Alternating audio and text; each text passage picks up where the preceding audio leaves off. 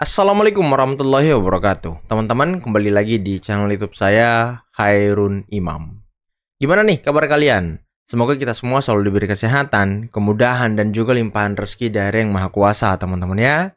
Nah, di video kali ini kita akan melihat bagaimana Prof. Mahfud MD membungkam omon-omon dan narasi sesat dari Rizal Fadila. Tahu kan kalian siapa Rizal Fadila yang kalau ngomong teriak-teriak terus urat lehernya tegang semua tuh udah kayak mau putus, teman-teman. Yang rambutnya sudah putih. Aduh, sepertinya dia pemimpin emak-emak ompong yang dikatakan Firdaus Wiwobo ya kan. Nah, si Rizal Fadila ini kan selalu membuat framing jahat, narasi liar bahwa skripsi Jokowi palsu, otomatis ijazahnya palsu, Jokowi presiden palsu, kebijakannya palsu. Nah, ini framing-framing yang ya kalau kata Pak Mahfud ngelantur gitu. Dan Pak Mahfud langsung memberikan apa ya, pikiran yang lebih positif dan sesuai dengan hukum ketatanegaraan kita, agar tidak ngelantur seperti Rizal Fadila. Aduh, ada orang tua ini ya. Semakin tua sepertinya memang orang semakin lucu gitu tingkah lakunya. Nah, selain itu teman-teman, netizen ini menjodoh-jodohkan Pak KDM dengan Ibu Johana, Gubernur Jabar dengan Gubernur Maluku Utara. Karena kan kedua tokoh ini kemarin bertemu di Lembur Pakuan, kampungnya KDM. Ya kalau keduanya dijodoh-jodohkan nanti lagu Mangu 420 viral lagi teman-teman. Karena kan keduanya beda keyakinan gitu ya kan. Tak lagi sama cara berdoa. Aduh. Oke lah teman-teman, sebelum kita mulai videonya jangan lupa like, subscribe, dan share. Dan tanpa perlu berlama-lama lagi, mari kita mulai videonya berikut ini. Siapapun juga yang memusuhi Mulyono adalah kawan kami. Ya, cari kawan. Coba yang punya nomor telepon suaminya nih, kirim ke saya dong. Saya pengen tanya. Bapak ini punya istri kayak begini, Bapak mau istri kayak begini? Ceraiin aja, Pak. Ini kayak begini.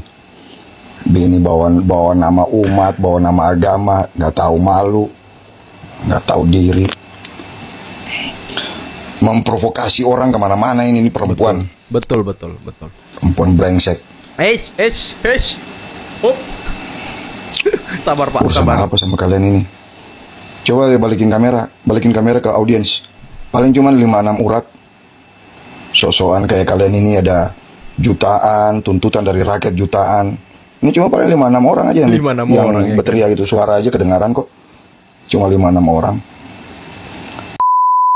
Nah, Coba kalian yang punya nomor handphonenya suami Bu Kurnia coba kirim ke abangnya ya. Biar jelas teman-teman. Biar diberi paham suaminya gitu. Dan kalian mungkin masih ingat ketika di iNews Rakyat Bersuara kemarin, Kurnia dengan bangganya ngomong, "Saya ini lawyer, pembela ulama, pembela aktivis." Ulama siapa sih yang dibela sama dia? Aktivis yang mana dibela sama dia? Kosinudin yang dibela. Aduh. Jokowi Dodo palsu dan berjuang ijazah Jokowi Dodo palsu, sehingga nanti semua kebijakannya palsu dan Jokowi Dodo adalah presiden palsu. Ini si Kurnia kan sama si Rizal. Apakah Rizal ini suaminya? Ya kali aja teman-teman. Saya kan nanya doang gitu ya kan. Kita pernah punya presiden palsu. Awas urat leher, awas. Semua kebijakannya itu. Awas Pak, urat leher nanti putus. Awas Pak, hati-hati. Stroke nanti. Atau kampus-kampus ini menjadi tidak sah semua ijazahnya. Karena apa? Yang mengangkat menteri, rektornya yang menandatangani ijazah itu. Menteri itu diangkat oleh presiden. Oleh sebab itu jangan terlalu ngelantur. Jangan ngelantur ya kan. Bicara keabsahan ijazah presiden kok dibilang lalu keputusannya tidak sah. Karena saya mengatakan begini, ini ada aja yang nanggapi. Kayak lihat di TikTok. Seakan-akan apa? Mahfud MD sekarang sudah berubah. Sudah mendukung Pak Jokowi. Dia mengatakan bahwa kalau ijazahnya Pak Jokowi palsu, keputusannya tidak batal. Lah iyalah, bukan karena mendukung, memang begitu. Memang begitu. Coba, teori apa yang bisa menyatakan itu? Kecuali pidana ya. Kalau pidana personal, bukan pada keputusan ketatanegaraan. Iya, saya bilang.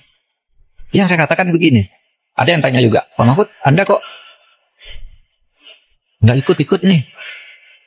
Ikut dalam gerakan menggugat ijazahnya Pak Jokowi. Saya nggak punya kepentingan. apa kepentingan saya? Nggak ada. Dengerin tuh Rijal, dengerin Pak Mahfud tuh.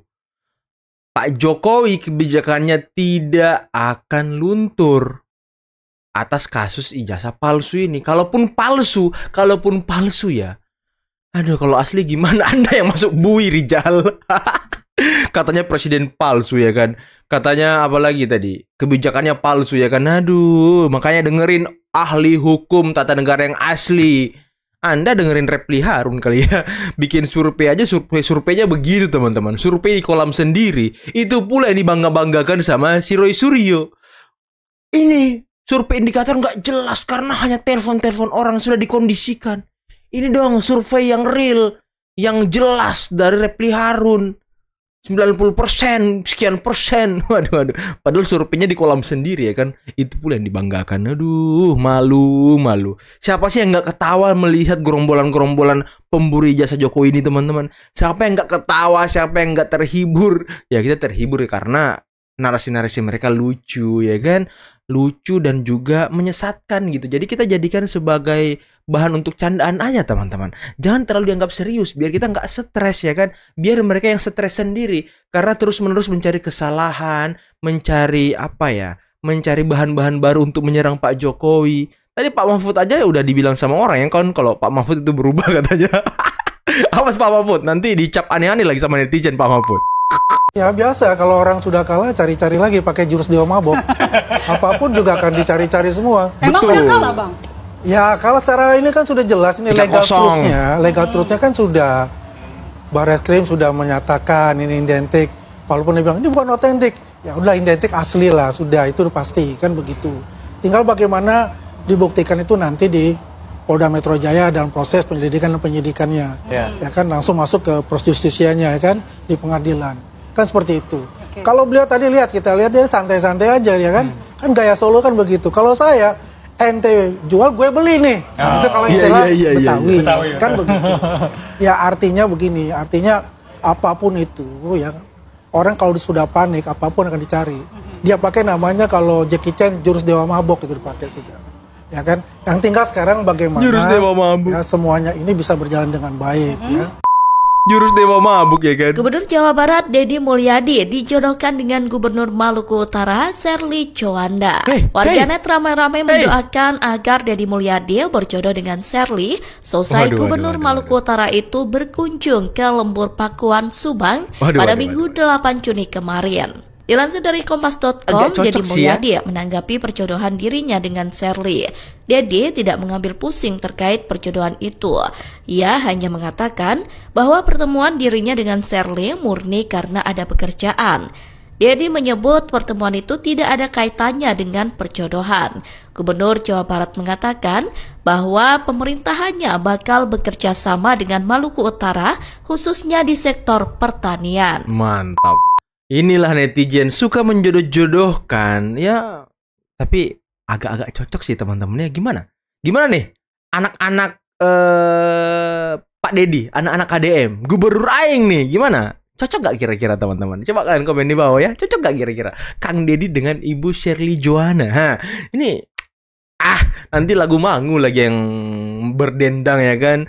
Tak lagi sama cara berdoa. Apalagi di salah satu postingannya Kang Deddy sudah di-spill tuh lagu Mangu katanya.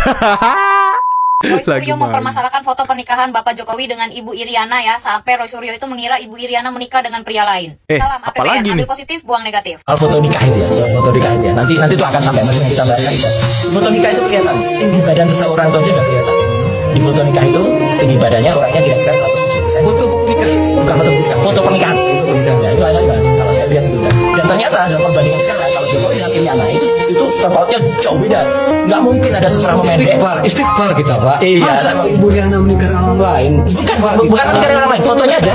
Rekayasa fotonya nggak sama. Mengatakan bahwa yang ada di foto pernikahan itu bukan Pak Jokowi kan? Iya. Karena ada perbedaan. Istighfar Roy. Maksudnya tempelan itu. Maksudnya yang perempuan di sampingnya pun belum tentu.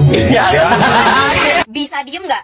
Bisa diem nggak FYP gue tentang Roy Suryo? Udah cukup, udah. Kemarin lah permasalahan ijazah, permasalahan foto-foto Pak Jokowi dari kecil sampai gede gitu. Sekarang permasalahan foto pernikahan Pak Jokowi sama Bu Iriana. Kata gue udah ngapa? Udah bisa diem kagak lu? Hajar. Lu urusin foto USG-nya dulu Pak Jokowi waktu masih dalam kandungan ibunya. Sekalian aja tuh waktu masih jadi jigot. Ini rasanya Roy Suryo kalau gue bisa pakai mode, gue pakai mode pesawat. Kalau nggak mode DND, tau gak? Gue tahu ya Roy Suryo itu pakar telematika gitu loh. Cuma maksud gue kayak emang sampai ngurusin foto pernikahan juga gitu ya? Apa gimana sih, gue kagak ngerti dah. Yang diurusin tuh foto mulu. Terus yang diurusin fotonya Pak Jokowi mulu. Foto siapa kek? Foto lu sendiri kek? Lu review apa foto siapa kek? Orang lain gitu loh. Jangan Pak Jokowi mulu, Pak Jokowi. Bentar Kak, bentar. Jangan terlalu cepat ngomongnya, jangan terlalu cepat. Tapi saya cuma mau tanya satu hal kepada Roy Suryo. Emang bisa orang menerka-nerka tinggi seseorang itu hanya dengan dari foto gitu? Hah? Emang bisa gitu? Kita tahu tinggi seseorang itu dari foto? Hah? Ini kan orang ini otaknya kayaknya nggak dipakai deh, Roy Suryo dan kawan-kawan ini. Mulu sekalinya ganti orang Ibu Iriana. Dia juga, keluarga-keluarga dia juga, yang lain. Udah mendingan ngurusin panci aja, udah panci. Jangan foto lagi. Kemarin udah foto ijazah, sekarang foto pernikahan. Besok, aduh. Sekalian aja lu teliti foto halaman rumahnya Pak Jokowi asli apa kagak itu halaman rumahnya. Ini emang agak lain ini Roy Suryo ini, emang ini dari awal gua lihat-lihat ya. Dia tuh pintar sebenarnya, gua tahu dia tuh pintar, dia tuh cerdas, makanya jadi pakar gitu loh. Karena memang cerdas dan pintar gitu. Tapi lama-lama nggak kesana nggak kesini gitu, ngawur. Pakar telematika gitu loh. Kan Roy Suryo kan udah pakar gitu ya. Apa kek ngembangin teknologi baru kek, bikin teknologi kek, ngapain kek? Tiap jam, menit, waktu, detik, hari, bulan, minggu gitu ya. Ngurusinnya Pak Jokowi mulu, keluarga Pak Jokowi mulu. Itu keluarga lu diurus kagak? Ngopi dulu apa Pak Roy? Ngopi dulu apa biar santuy kita? Lagian Pak Jokowi sih sama Bu Iriana waktu nikah kagak ngundang Roy Suryo. Katanya nih Roy Suryo pakar gitu ya. Pengambilan gambar beda angle aja bisa kelihatan beda gitu loh. Dari angle yang berbeda aja udah bisa hasilnya berbeda juga. Masa dari foto sama kenyataan cuma perkara beda tinggi fotonya dianggap palsu? Gua nggak pengen lagi sih ini Roy Suryo ada nongol di FYP gua lagi gitu loh. Kalau bisa gua di ND gitu. Cuman maksudnya nih orang tolong jangan dihilangin dulu, jangan dilenyapin dulu. Lumayan gua jadi lelucon netizen. Istighfar, Pak Roy, istighfar. Jangan begitu-begitu amat kalau benci sama orang. Padahal bisa jadi ya waktu foto pernikahan bisa jadi Bu Iriana pakai high heels atau bisa jadi Pak Jokowi yang pakai pantofel yang ada haknya tuh berapa senti gitu kan. Atau bisa jadi Pak Jokowi agak berlutut dikit, agak jongkok dikit, atau Bu Iriana yang agak jongkok dikit. Itu kan bisa. Bukan berarti fotonya palsu. Mentang-mentang di foto jarak tingginya berapa, pas di dunia nyatanya tingginya berapa, terus jadinya fotonya palsu. Kagak gitu. Mau dikata palsu juga zaman dulu belum ada AI, belum ada Remini, belum ada TikTok juga belum ada Photoshop juga belum. Gue jadi penisirin gitu loh, jadi penasaran gitu loh, sebenarnya ada permasalahan pribadi apa sih antara Pak Jokowi, antara keluarga Pak Jokowi sama si Roy Suryo ini nih, ada apa sih sampai si Roy Suryo itu tuh sebegininya gitu, bener-bener sebegininya. Banyakin istighfar Pak Roy, nggak tahu kita hidup sampai kapan. Betul itu, banyakin istighfar, ntar tiba-tiba besok hilang dari dunia ya kan. Tapi emang aneh kok bisa dari hanya foto si Roy ini bisa tahu tinggi seseorang ya kan, bisa tahu perbandingan tinggi seseorang dengan hasilnya yang sekarang. Emang luar biasa pakar telematika ini ya. Ya kita nggak tahu dia palsu apa gadungan apa gitu ya kan, saya nggak tahu. Emang dia pakar telematika asli. Coba hadirkan di depan saya pengen nanya-nanya ke dia soal telematika nih. Katanya ahli IT, ahli digital forensik, ahli ini, ahli itu. Ya, saya nggak percaya sih kalau dia ahli, teman-teman. Serius deh, saya nggak pernah percaya orang-orang ini. Saya nggak pernah percaya omongan mereka. Saya nggak percaya dengan analisis IT mereka, apalagi Richmond juga. Saya nggak percaya loh. Saya nggak percaya sama sekali loh. Saya itu menilai mereka itu nol besar ilmunya gitu. Bacot doang yang gede. Mungkin tidak sih Bang Andi, tapi ini tuh isu ini dikelola begitu ya oleh baik itu Jokowi Mania atau Projo dan lain sebagainya, untuk menaikkan popularitas dari Pak Jokowi. Ini kan pemikiran sesat itu, seperti itu. Jadi nggak ada itu ya? Nggak ada untuk itu kan. Kita kan juga bagaimana kita turun untuk bisa membuktikan kepada masyarakat Indonesia apa yang dilakukan oleh mereka itu Roy Suryo dan CS itu adalah fitnah, ya.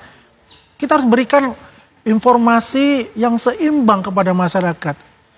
Masalahnya ini opini yang dibentuk ini adalah opini negatif gitu loh. Ya benar kata Pak Prof, saya bilang post truth ini ya apa yang dikatakan kalau dibilang itu palsu. Nah itu tadi semuanya jadi palsu padahal itu asli. Betul. Karena sejak Pak Jokowi lengser ini nampaknya terus dibahas sampai bulan Juni ini loh. Iya, nggak selesai kan? Apakah ini memang sengaja dipelihara atau seperti apa isu ini? Kan pertanyaannya ke sana akhirnya. Kalau kita lihat apakah dipelihara, ya itu bukan kita dipelihara ya. Isunya. Ya, jadi isu ini kan bergerak terus kalau mereka terus kan yang nggak percaya ya kan. Nggak ganti-ganti orang. Kalau misalnya apakah dia akan membuat branding Pak Jokowi? Ya enggak lah ya. Beliau sudah lengser aja masih banyak orang yang datang ibu dari seluruh daerah. Itu tidak diorkestrasi loh, enggak, itu datang sendiri loh. Baik. Untuk Iya, padahal dulu ada yang bilang, yang datang ke rumah Pak Jokowi disetting, Pak Jokowi ini emang bisa gitu Pak Jokowi men-setting orang-orang yang datang? Sampai dari luar negeri ada loh. Gimana caranya Pak Jokowi men-setting orang setiap hari datang ke rumahnya dengan orang yang beda-beda? Ini kan nggak masuk akal, katanya disewain bus dan segala macam. Ya kalau dia punya tokoh misal di kampungnya yang suka juga dengan Pak Jokowi kemudian menjadi sponsor bagi mereka ke rumah Pak Jokowi, kan ya wajar-wajar saja teman-teman. Itu bukan hal yang negatif gitu. Namanya juga sponsor. Kalau aja mereka memang disponsori oleh seorang tokoh di kampungnya itu bisa saja. Dan ini kan dulunya disebarkan juga oleh gerombolan pembenci juga. Katanya ya orang-orangnya disetting dan segala macam. Sampai-sampai Ibu Irma Suryani ke rumah Pak Jokowi sendiri dan melihat langsung seperti apa orang yang datang ke sana. Dan beliau membuktikan bahwa orang-orang yang datang ke rumah Pak Jokowi semuanya murni, real orang yang ingin foto, salaman, ketemu dengan Pak Jokowi. Bukan di setting, bukan di rekayasa sedemikian rupa, bukan dibuat-buat dan segala macam. Ini kan sebuah bukti bahwa memang Pak Jokowi masih dicintai oleh rakyat, teman-teman. Bang Hensa, terawangannya bagaimana Bang Hensa? Memang tidak ada pengaruh Pak Jokowi lagi kah? Gini, sebetulnya kan kalau pengaruh-pengaruh itu menurut saya sih dugaan karena hal yang tidak biasa. Yang pertama, antara Prabowo dan Jokowi ini memang presiden pertama yang berkomunikasi baik gitu, sejak zaman Soekarno. Iya sih. Belum pernah terjadi. Iya Kalau Soeharto kan juga nggak oke. Soeharto ke Habibie ya itu juga nggak oke. Gus Dur, Megawati, SBY ke Jokowi awal-awal malah. Jadi karena nggak biasa, orang lihat tuh nih ada apa nih. Terus kemudian ketidakbiasaan yang kedua, baru kali ini ada presiden yang wakil presidennya anaknya presiden sebelumnya, ya. Dan sudah jadi rahasia umum lah, semua orang tahu nih Pak Jokowi yang kerja kemarin waktu kampanye.